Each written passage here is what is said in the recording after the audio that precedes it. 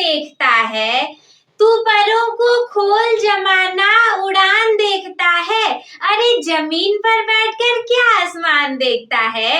अगर मैं आप लोगों से ये कहूंगी कि बोर्ड एग्जाम में आप कितना पढ़े हैं ये मैटर नहीं करता, बल्कि आप अपने पेपर को किस तरीके से लिख करके आते हैं ये ज्यादा मैटर करता है, तो क्या आप विश्वास करेंगे? अगर नहीं करना है तो आज की ये पूरी वीडियो देख लीजिए, अपने बोर्ड एग्जाम में अप्लाई करके आइएगा। और अगर आपसे 10 के 15 नंबर, अगर आपके 10 से 15 नंबर बढ़ ना जाए तब आकर के कमेंट करना कि दीदी आपने बताए थे और हमारे 10 से 15 नंबर नहीं बढ़ गए। जितनी चीजें आप लोग को बताती हूँ ना, सारी चीजें एक्सपीरियंस के आधार पर ही होती हैं।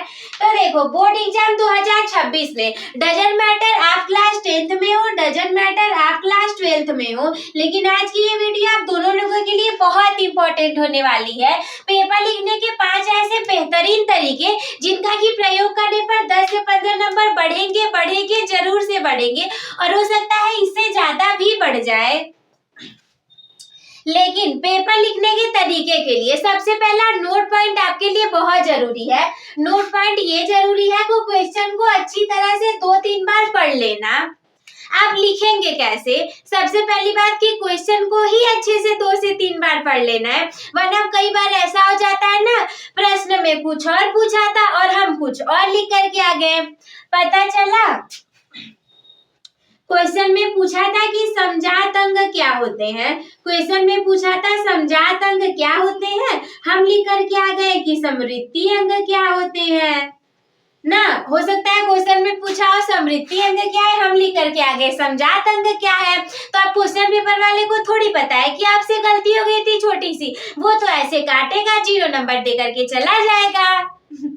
तो इसीलिए सबसे ज्यादा जरूरी है कि सबसे पहले क्वेश्चन को 2 से 3 बार अच्छे से पढ़ लेंगे, जब तक कि वो प्रश्न क्या बोल रहा है ये हमें अच्छे से ना समझ में आ जाए। और इसके बाद हम क्या करेंगे, इसके बाद पहला नंबर कि जो भी आपका क्वेश्चन होगा उसकी फॉर्मेटिंग बना करके लिखते हैं। जैसे कि सबसे पहले introduction, body and conclusion, 3 part होते हैं किसी आंसर को राइट करने के। सपोज दैट आपका कोई क्वेश्चन है, तो अब ये 1-2 नंबर 4 नंबर वाले प्रश्नों के लिए नहीं है।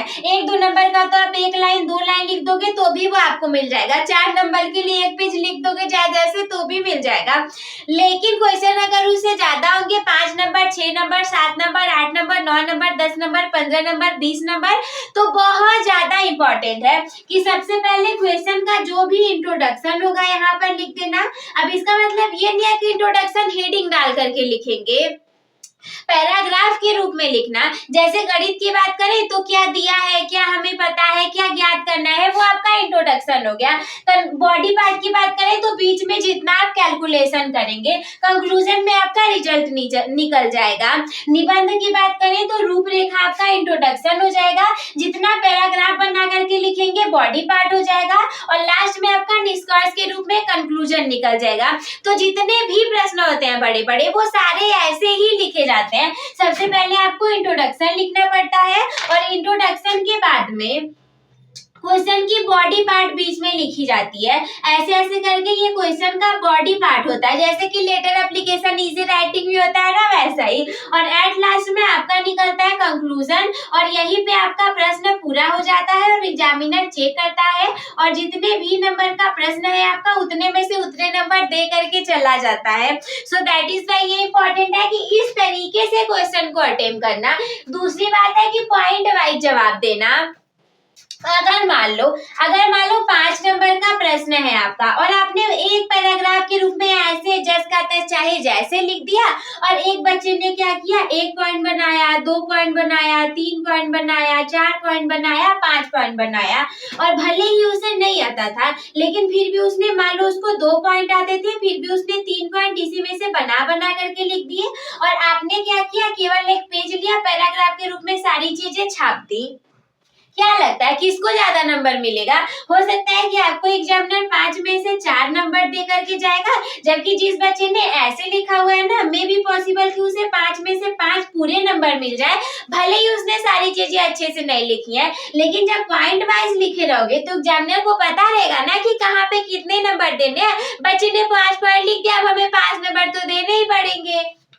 तो इस तरीके से तीसरी बात करें तो अंडरलाइन की पॉइंट। देखो एग्जाम में हम हाइलाइटर का प्रयोग कर नहीं सकते, इरेजर का प्रयोग कर नहीं सकते, व्हाइटनर का प्रयोग कर नहीं सकते। तो जो मेन पॉइंट रहेंगे उसे हाईलाइट करने के लिए, ताकि एग्जामिनर को कुछ दिखे या ना दिखे, लेकिन आंसर का जो आपकी मेन बात जो की पॉइंट्स है वो दिख जाने चाहिए।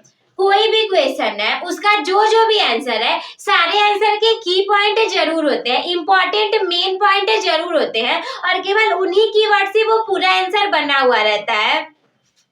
अगर हम बात करेंगे फोटोसिंथेसिस प्रकाश संश्लेषण प्रक्रिया की, तो प्रकाश संश्लेषण प्रक्रिया में बताओ सबसे ज्यादा इंपॉर्टेंट क्या है। इंपॉर्टेंट हाईलाइट आपको ये करना है कि जल होना चाहिए, मिट्टी होनी चाहिए, और इसके बाद सनलाइट होना चाहिए, आपका सनलाइट होना चाहिए, क्लोरोफिल होना चाहिए, लीफ को दिखाएंगे, और अगर समीकरण याद है तो वो लिख देंगे। और आप इसको जितना चाहे हाईलाइट करने के लिए हम क्या कर सकते हैं, अब हमें हाइलाइटर, व्हाइटनर, इरेजर इन चीजों का प्रयोग करना नहीं है, तो जितने भी आपके मेन पॉइंट रहेंगे उनको अंडरलाइन कर देना है आपको। सपोज दैट आपने ये सारी चीजें ब्लू पेन से लिखी हुई है, तो उसको नीचे ऐसे अंडरलाइन कर दीजिए कि यही आपका मेन है, कुछ हो या ना हो लेकिन आंसर में ये चीज आपकी मेन है। एग्जामिनर को कुछ दिखे या ना दिखे, आपने अंडरलाइन किया हुआ है, तुरंत वहां पर नजर जाएगी। जबरदस्ती दिखाना है ना एग्जामिनर को, देखो हमें आता है नंबर दे दो, ठीक है। तो इस तरीके से जबरदस्ती उसकी नजर यहाँ पर जाएगी, पूरा सेंटेंस नहीं पढ़ेगा। जब आपने मेन चीज सही लिखी हो या तो फिर वो आपको दे करके नंबर चिल्ला ही जाएगा। और इसके बाद अगला है कि अंकों के अनुसार उत्तर की लंबाई रखना। कभी कभी ऐसा हो जाता है ना कि देखो प्रश्न तो हमारा 2 ही नंबर का है, लेकिन हमने इसके लिए पूरा 1 पेज लिख दिया है। अब एक बात बताओ, प्रश्न आपका 2 नंबर का ही है, 2 मार्क्स के ही है। अब चाहे आप 1 पेज लिखो, चाहे 1 लाइन लिखो, 2 लाइन लिखो, 3 लाइन लिखो, चाहे आप 2 पेजेस लिख दो, लेकिन एग्जामिनर आप सही लिखो गलत लिखो नंबर तो 2 ही देगा ना। अब ऐसा थोड़ी करेगा कि आपने 2 पेज लिख दिया है तो 2 की जगह 10 नंबर दे करके चला जाएगा, और घाटा आप ही का हो जाएगा कि 2 ही नंबर का प्रश्न है, इतना सारा लिखने में टाइम लगेगा, एनर्जी लगेगी, सोचना पड़ेगा, और क्या पता ये 2 नंबर वाला करने के चक्कर में आपके लंबे लंबे 5 से 10 मिनट के जो प्रश्न थे वो सारे चले गए। तो ऐसा आपको बिल्कुल नहीं करना है, ठीक है। तो इसीलिए जरूरी है कि अंकों के अनुसार उत्तर की लंबाई रखना। इसके बाद 5वां है कि जहां कहीं भी जरूरी होगा डायग्राम और फ्लो चार्ट का प्रयोग करना, जहां कहीं भी इंपॉर्टेंट हो।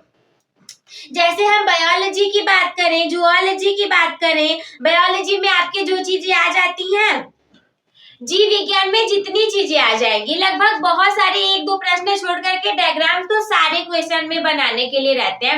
अब ध्यान दीजिए, मैं 1-2 नंबर वाले प्रश्नों की बात नहीं कर रही हूँ, मैं एमसीक्यू की बात नहीं कर रही हूँ, मैं बात कर रही हूँ लघु उत्तरीय की और दीर्घ उत्तरीय प्रश्नों की। तो उसमें ऐसे आ जाते हैं डायग्राम्स, अगर न भी रहना तो भी डाल दीजिए, क्योंकि बायोलॉजी का मतलब ही है कि उसमें डायग्राम्स रहेंगे। गणित की बात करें तो जहाँ कहीं रचना करने की बात आ जाए, जहाँ कहीं मान लो कोई त्रिभुज वाला क्वेश्चन है तो बिना त्रिभुज बनाए आप हल मत कर देना, त्रिभुज बनाना, कोड बनाना, अंश लिखना और तब जाकर के उसका हल करना।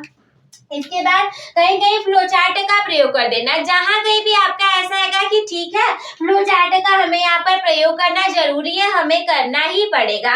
जैसे मान लो कार्बन है, आपको कार्बन के दोनों चीजें दिखानी है, C+ भी दिखाना है, C- भी दिखाना है, C+4 और C-4 भी दिखाना है। तो आप ऐसे कार्बन लिख दोगे और इसके नीचे ऐसे ऐसे करके फ्लो चार्ट दिखा देना, या फिर कार्बन लिख करके ऐसे एक ऐसे 2 निकाल देना, यहाँ पे 4+ दिखा दो, यहाँ पे -4 दिखा दो।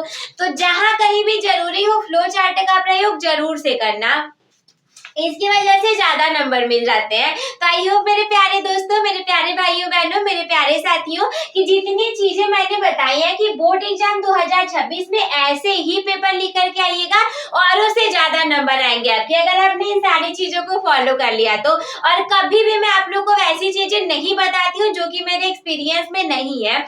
जितनी चीजें मैंने की है, मुझे एक्सपीरियंस है, मुझे पता है, मैं केवल उतना ही आपको बताती हूँ। तो आई होप कि आप लोग को सारी चीजें अच्छे से समझ में आ गई होगी। आने वाली बोर्ड एग्जाम के लिए बहुत सारी शुभकामनाएं आप सभी को। और कोई प्रश्न होगा आपके मन में, कोई डाउट होगा तो कमेंट करके हमसे जरूर पूछिएगा, हम उस टॉपिक पर वीडियो जरूर बनाएंगे और आपका रिप्लाई जरूर देंगे। तो हम मिलते हैं आपसे किसी अगले वीडियो में, तब तक के लिए धन्यवाद। मस्त रहिए, स्वस्थ रहिए, व्यस्त रहिए। आप सभी हंसते खेलते और मुस्कुराते रहिए।